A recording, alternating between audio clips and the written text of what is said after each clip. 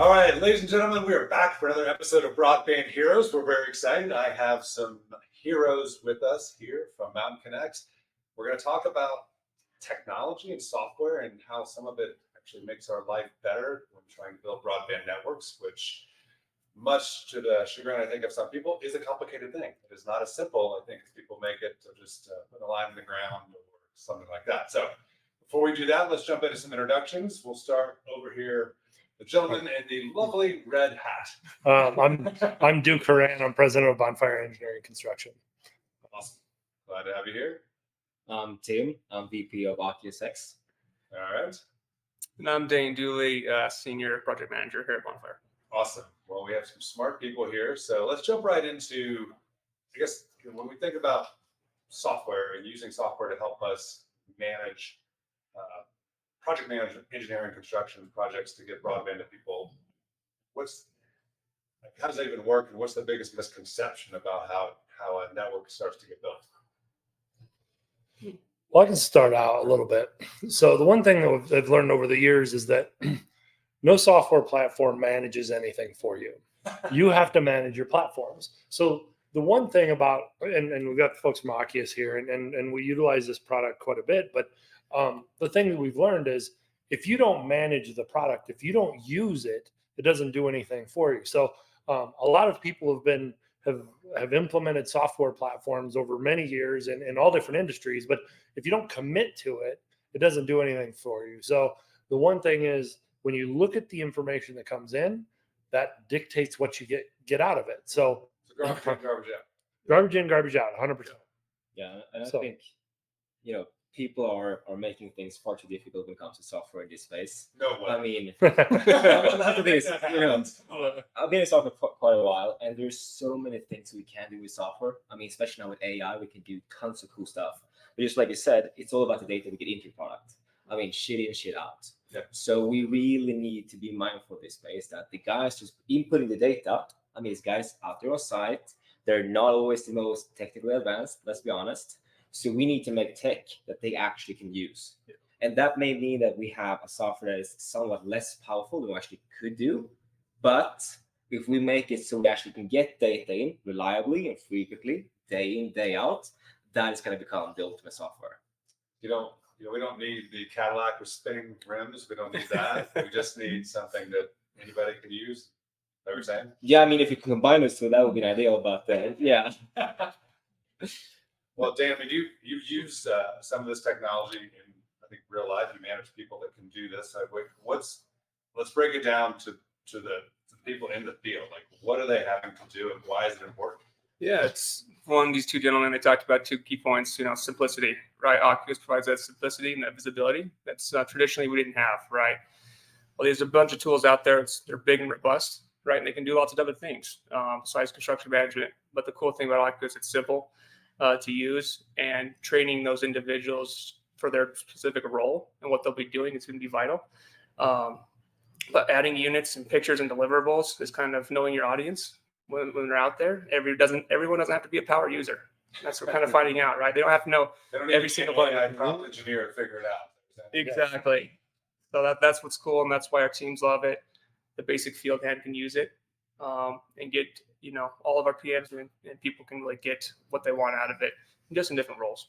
So what's the value? I mean, Duke, obviously you have full accountability to make sure we're delivering, right? That things are happening. Like, what's the value of being able to use this technology to get pictures or to get information?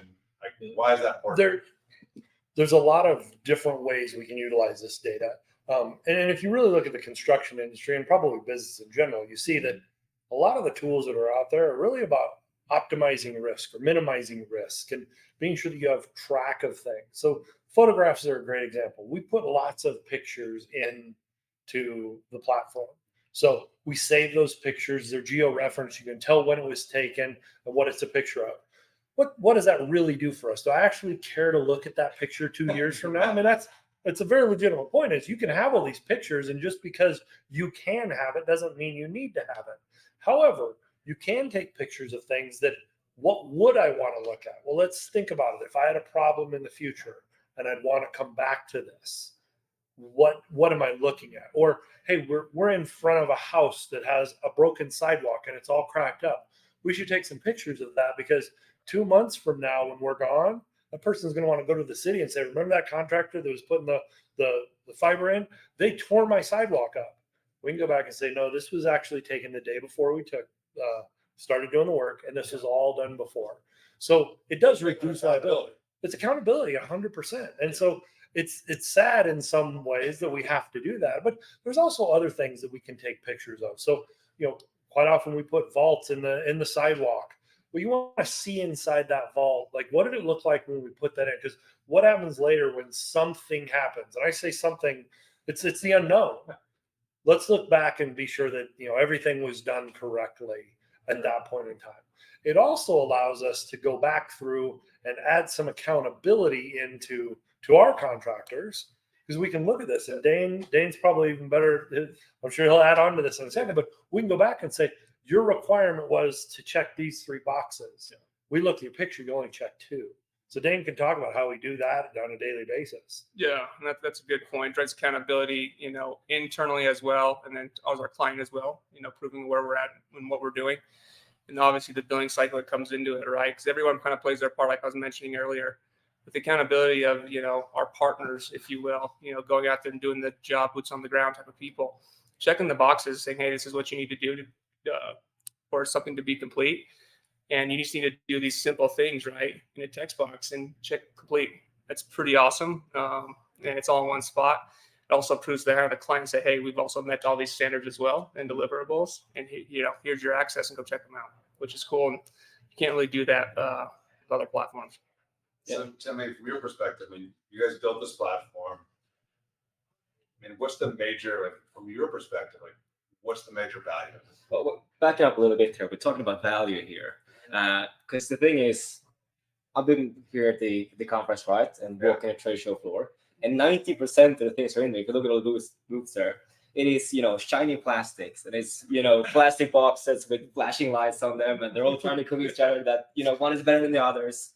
But if you look at, the money being spent in this industry, 80% of the capex is not shiny plastics and blinking boxes. It's the labor. It's getting this stuff down on the ground. Yet it's completely over. It takes people to actually get a network built. Surprise. AI is going to take over, but it's not going to, remove people with shovels. It's not. And that is the majority of all the money spent. Yet it's pretty much overlooked. And that is what we are addressing. Doing things right the first time around, that's where you save money, not, buying those tubes a little bit cheaper. Yeah. And, what we're working a lot with is, what's called comfort of payment. Like when you pay that invoice, you want to know where your money is going, and it's been done, according to spec, done by quality.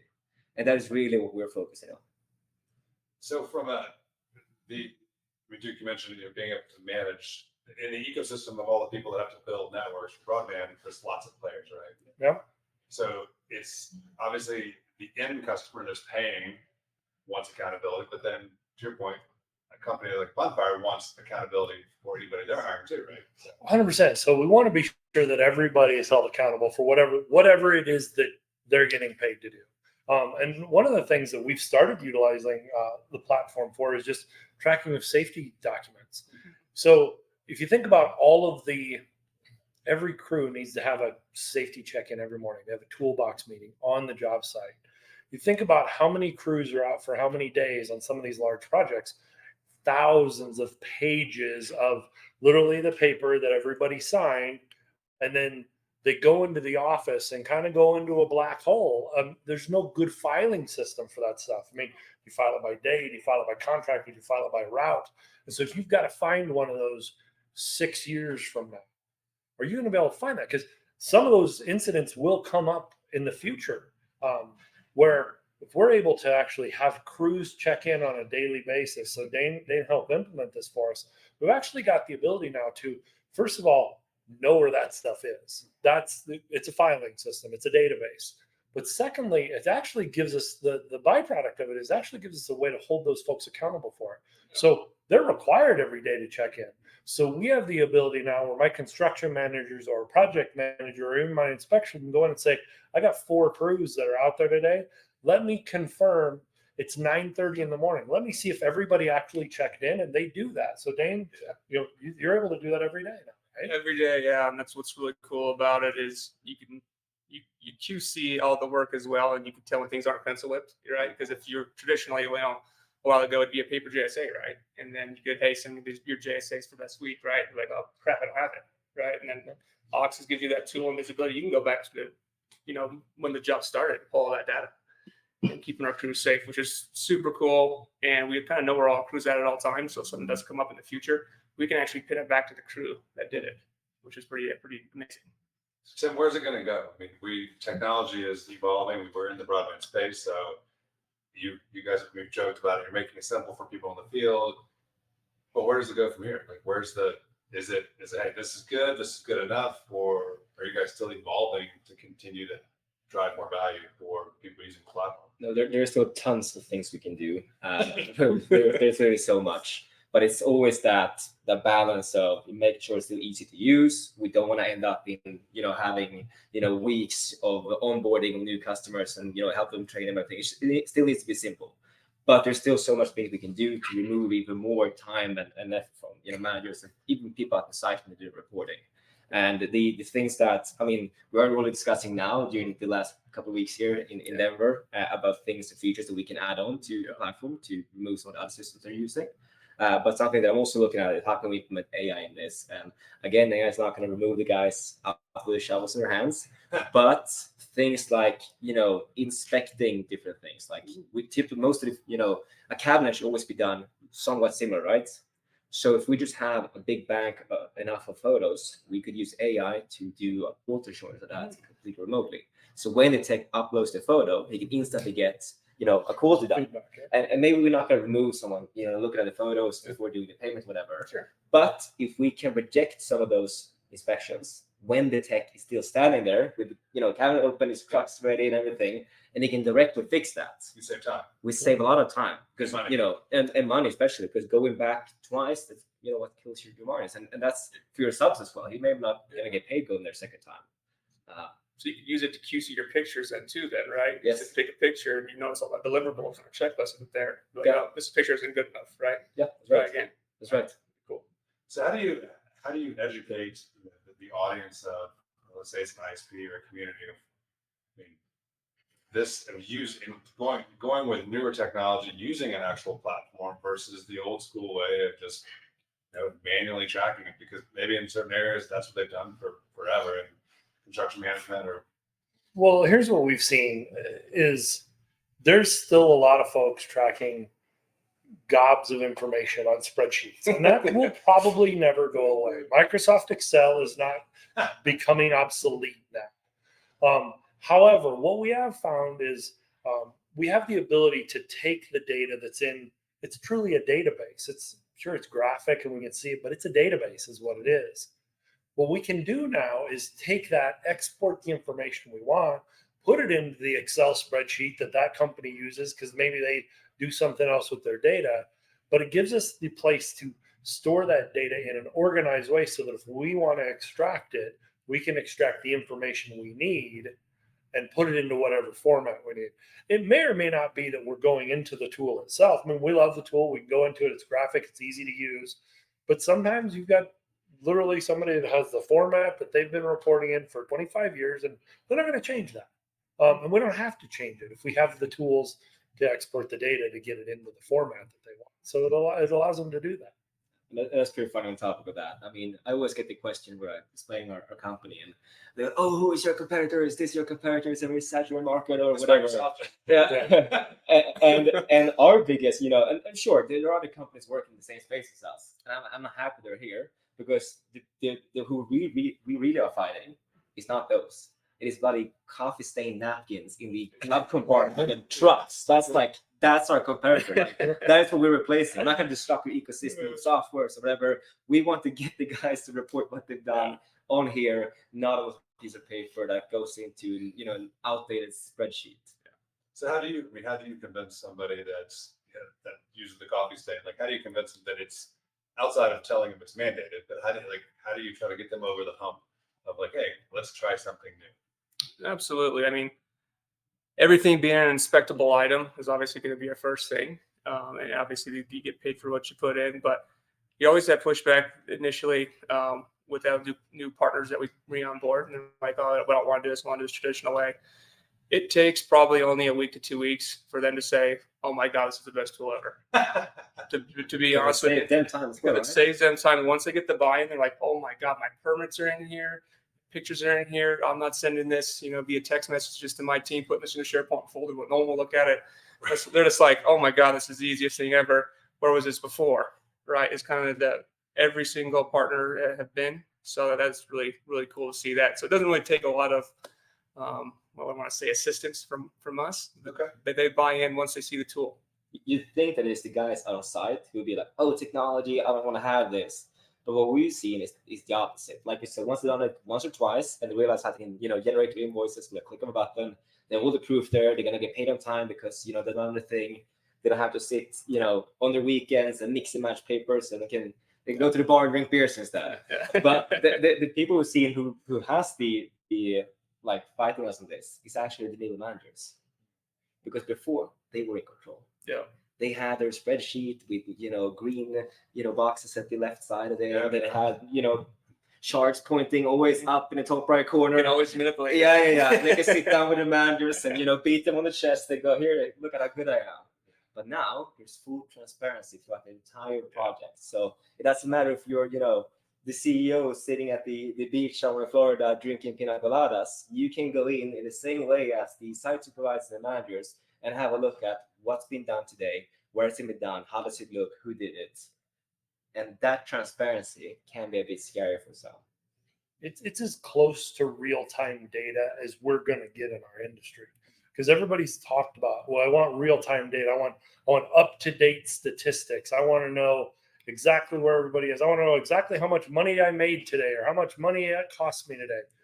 We may or may not get all the way there. We talk about it, but this is about as close as we can get, because we real time, when you finish an item, a billable item, if the guys are doing it correctly, and think about it, is there anybody on these crews that doesn't have a smartphone? Very, very rare. So they can do it all from their smartphone. It allows them to get the data in, and it allows us to look at it real time. We might not actually be looking at it real time, but if we take snapshots, even if it's daily snapshots, definitely weekly snapshots, you can actually see where things are. And that's been the key, is because quite often it's a week later and somebody's been, historically, we're trying to gather the data. Dane, did your guys get their stuff reported last week? Right. We're getting that in as close to real time as reasonable right now. It's pretty cool. So we've got accountability, transparency, efficiency. So I'm gonna close with one question that I've heard a couple of times at this conference when it comes to just broadband in general and some of this technology, and that's security. Right. So obviously cybersecurity, customer data, both company data that's doing it, end user data. Somebody could access it, look and see where things are done. There's risk there. So how do you address somebody that's worried about security? Well, we address this in multiple ways, and we even have some customers in Europe who's like building, fiber to military bases, and that's critical infrastructure. So we do. You don't want that. No, we don't. We definitely don't. So you have multiple levels of safety here. We have two-factor authentication for some customers who want that. So they have to verify, who they are before they log in. And it's all controlled also. We have full traceability by the system, who can do what and when, so we can always trace back to the source if something happens. And also we can, limit what a user can see and can do in the system. So you can remove, so they don't, see wrong things or do whatever. And also, like, each of our customers owns their own data. We're storing it using Azure, and we always have 2 data centers, and it's always located in the same country as they're in. So we never want to transfer, information about critical infrastructure to another country. So it's always a warehouse in a data center in the same country, ideally as close to where the project is done as possible, and it's always backed up by one more data center. So even if that will burn down, we still have access to that data. Pretty good. You're worried about somebody eavesdropping and okay, we'll see. Well, and the other thing too is on top of just data security, which is obviously, very much a hot button in the world today. But if you talk about the the data that's in there. All of the utilities that are installed in the public rights of way, which is 99% of what we're doing, that information is out there. So there's a piece of it that just isn't quite as confidential as some people want it to, think that it is. I mean, the fact that there's a fiber going down your street, you can see it when you go look at the vaults that are on the corner. So that part really isn't as confidential as people think. And for anybody that's been building networks for years and years and years, that information is out there. I mean, I can walk around downtown Denver here and tell you whose fibers are where because we've seen them put in over the course of 25 years. Cool. Well, guys, thank you again for your time. I think the advances of technology and construction management are pretty cool. And it sounds like there's a lot more coming to make us more efficient and all the broadband networks that are coming. So thank you again for your time, and we'll talk to you in the next Broadband Heroes episode. Thanks, guys. Yeah, thank you.